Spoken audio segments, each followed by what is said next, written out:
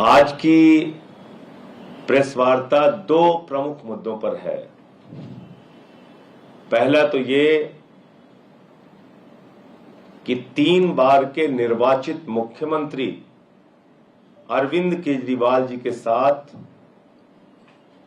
और पंजाब जैसे सूबे के मुख्यमंत्री भगवंत मान जी के साथ जो कल जेल में व्यवहार किया गया, उसके बारे में अपनी बात रखूंगा। और दूसरा विषय, भारत के प्रधानमंत्री जी ने कल अपने इंटरव्यू में बहुत सारे मुद्दे उठाए हैं, जिसका बिंदुवार आपके सामने मैं जवाब दूंगा। अरविंद केजरीवाल जी ने देश की जनता के लिए, दिल्ली की जनता के लिए, जिस जनता के लिए उन्होंने एक बेटे, एक भाई की तरह काम किया,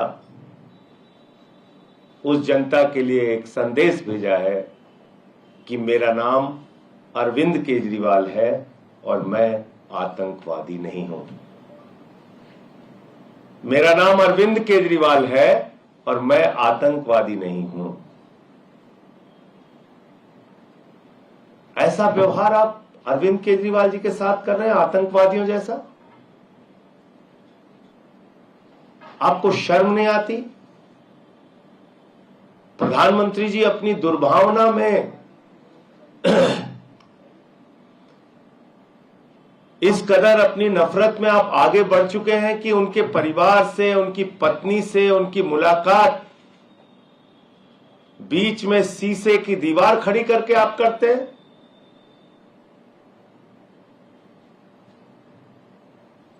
पंजाब जैसे सूबे के मुख्यमंत्री, जिनको Z+ श्रेणी की सुरक्षा प्राप्त है, दिल्ली के 3 बार के निर्वाचित मुख्यमंत्री की मुलाकात आप शीशे की दीवार खड़ी करके कराते हैं। भारतीय जनता पार्टी ने, प्रधानमंत्री जी ने इस कार्रवाई से यह जाहिर कर दिया गया है कि उनके मन में पूरी तरीके से एक नफरत, दुर्भावना और बदले की भावना अरविंद केजरीवाल जी के प्रति भरी हुई है। अपने ही देश में अपने ही एक मुख्यमंत्री के साथ ऐसा व्यवहार कर रहे हैं आप प्रधानमंत्री जी। 24 घंटे सीसीटीवी की निगरानी, 24 घंटे प्रताड़ित करने की योजना, 24 घंटे इस बात में आपका दिमाग काम कर रहा है कि कैसे अरविंद केजरीवाल का मनोबल गिर जाए, कैसे उनको और उनके परिवार को अपमानित किया जाए, कैसे उनके पार्टी के नेताओं को अपमानित किया जाए और उनका मनोबल तोड़ा जाए। मैं प्रधानमंत्री जी आपको बताना चाहता हूं, ये अरविंद केजरीवाल है, दूसरी मिट्टी के बने हुए व्यक्ति हैं। ये दूसरी मिट्टी के बने हुए इंसान है। IRS की नौकरी को लात मार के देश सेवा का संकल्प लिया इन्होंने। सैद्धांतिक मुद्दा आया तो 49 दिन की सरकार से भी इस्तीफा दिया। ये अरविंद केजरीवाल है, इनको तोड़ने की कोई भी कोशिश करोगे तो और मजबूत होकर केजरीवाल जी आपसे लड़ाई लड़ने का काम करेंगे। कल भगवंत मान जी ने बताया कि किस तरह से मुलाकात कराई गई। भावुक हो गए वो। हम सब के लिए ये भावुकता की बात है, ये कष्ट देने की बात है, लेकिन भारत के प्रधानमंत्री और भाजपा के लिए ये शर्म की बात है। आप अपने आप में भी अगर कभी 1 मिनट सोचते होंगे तो अपनी इंसानियत को मारने का काम आप कर रहे हैं। अपनी इंसानियत को मारने का काम भारतीय जनता पार्टी और देश के प्रधानमंत्री कर रहे हैं। इससे आप कोई अच्छा संदेश देश में नहीं दे रहे हैं प्रधानमंत्री जी। इससे कोई अच्छी धारणा इस देश के लोग आपके बारे में बनाएंगे, ये कभी मत सोचिएगा।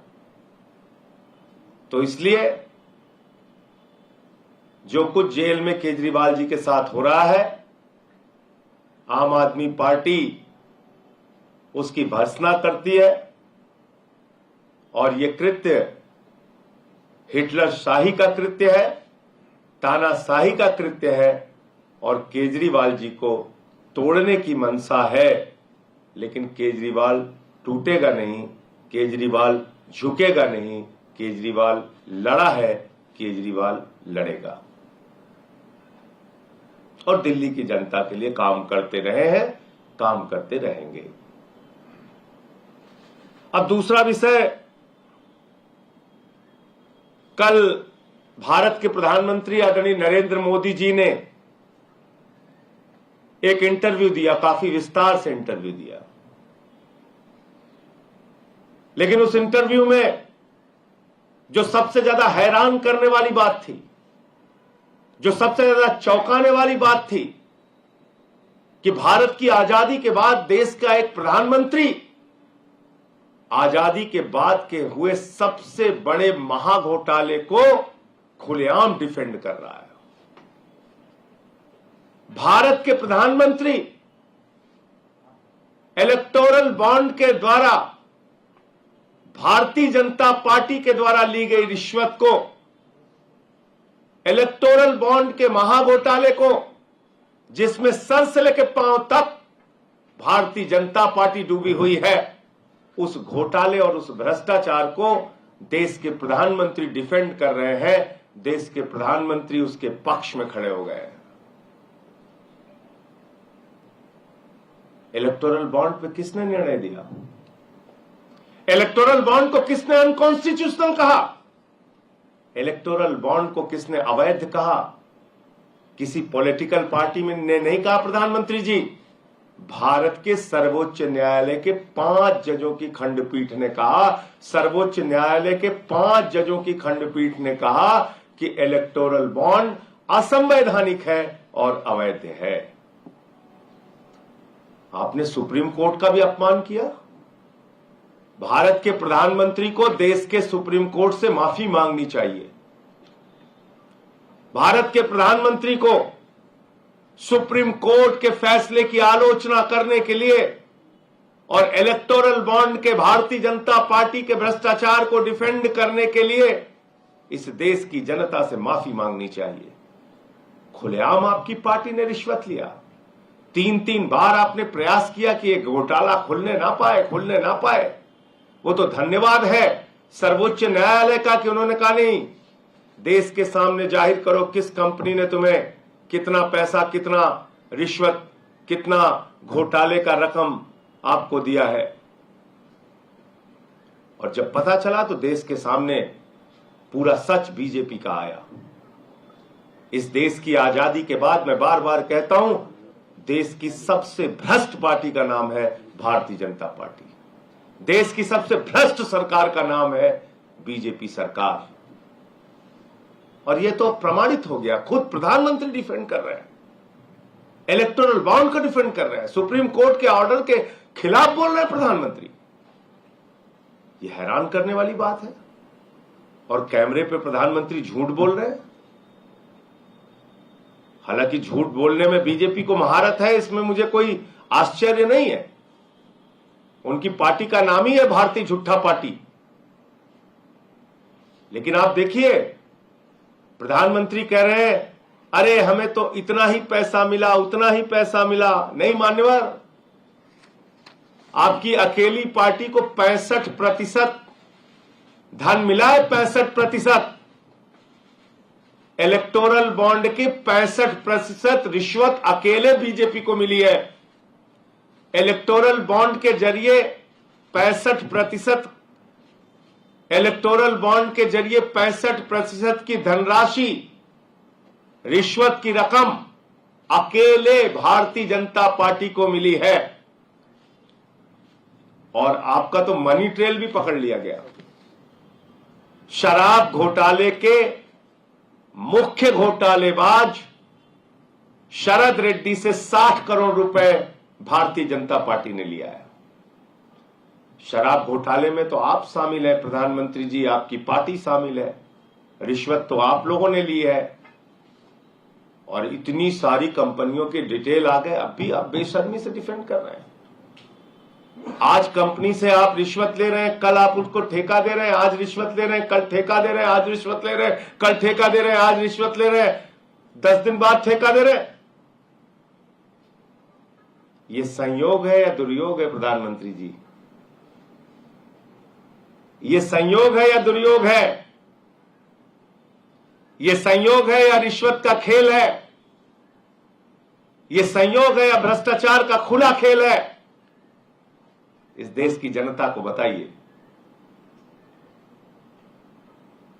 आपने ईडी के छापे मरवाए, सीबीआई के छापे मरवाए, और जिन कंपनियों पे ईडी और सीबीआई के छापे मरवाए उन्हीं कंपनियों से आपकी पार्टी ने चंदा लिया, भारतीय जनता पार्टी ने।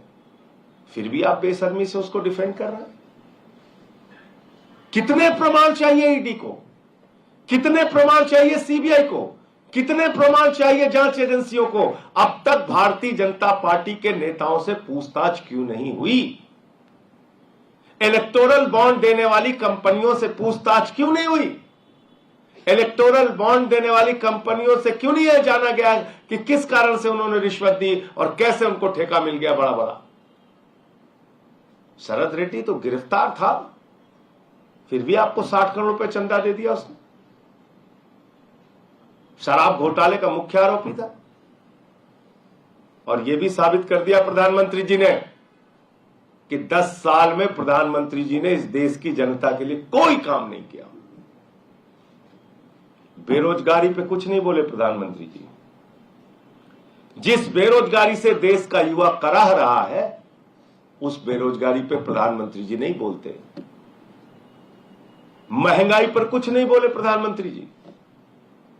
गैस का सिलेंडर हो, पेट्रोल का दाम हो, डीजल का दाम हो, सरसों के तेल का दाम हो, आपके शासनकाल में आसमान पे पहुंच गए, लेकिन आपने एक शब्द महंगाई के सवाल पर नहीं बोला। जिससे गरीब की कमर टूट गई, उस महंगाई के सवाल पे आप चुप रहे। आपने अग्निवीर के सवाल पे कुछ नहीं बोला। आपने एमएसपी का सवाल, जिसके कारण 750 किसानों ने अपनी शहादत दी, उस सवाल पे कुछ नहीं बोला। क्या हुआ? 2 गुना आय का किसानों के पक्के। All right, there, of course, viewers, you've heard Sanjay Singh mounting a scathing attack at the Bharatiya Janata Party. He has hit out at the BJP. He has once again reiterated the Aam Aadmi Party and other opposition parties' positions with regards to central agencies. They've consistently stated that the BJP is misusing agencies such as the Enforcement Directorate, the CBI, as well. Meanwhile, he's of course also hit out at Prime Minister Modi in particular, especially with regards to his interview yesterday and his comments on the electoral bonds. He stated that Prime Minister Modi has done nothing in 10 years. Sanjay Singh has also in fact stated that there is rampant unemployment, inflation, and he's also in fact brought about what exactly the verdict that was given by the Supreme Court on the electoral bonds as well. And he's also stated that the BJP is trying to break the morale of Arvind Kejriwal. Remember, viewers, the Chief Minister of Delhi has been remanded till the 23rd of April. He faced a setback just a few days back when the Rouse Avenue Court had extended his custody. Meanwhile, joining us on the broadcast is my colleague Shubh Rana. Shubh, over to you. What else did Sanjay Singh say? Yes, definitely. You know, Sanjay Singh has taken a big dig at Bharatiya Janata Party and the Prime Minister Narendra Modi. You know, in a big statement, he has said that my name is Arvind Kejriwal and I am not a terrorist. This is Delhi CM's message from jail, which is said by the Aam Aadmi Party, Sanjay Singh. And you know, in today's press conference, he has taken a big jibe at Bharatiya Janata Party, where he has said that Prime Minister Narendra Modi has given big interviews, but he haven't talked about unemployment, nor he has talked about the guarantee of MSCs. And also, he has said that Arvind Kejriwal has sent a message to people for whom he has worked, that he is not a terrorist. He is being treated as a terrorist. He is not being allowed to meet the near ones properly. It is clearly a vendetta politics. Arvind Kejriwal will come out strong. This is what a strong message which Sanjay Singh has given today in his press conference. And he have also said that when it comes to unemployment, Prime Minister Narendra Modi doesn't speak about that. And not only about this, but also he has spoken about the vendetta politics, about the electoral bonds, that this was the decision of Supreme Court. But Prime Minister Narendra Modi have not respected that. And also he has said that electoral bonds were misused, and Sharad Chandra Reddy has given 50 crores to the Bharatiya Janata Party. Indeed, these are some of the crucial attacks that have been made by Sanjay Singh against the Bharatiya Janata Party and PM Modi in particular. Shobha, I'd like to thank you for joining us on the broadcast, sharing all those details. For more such videos, subscribe to the NewsX YouTube channel, hit the bell icon.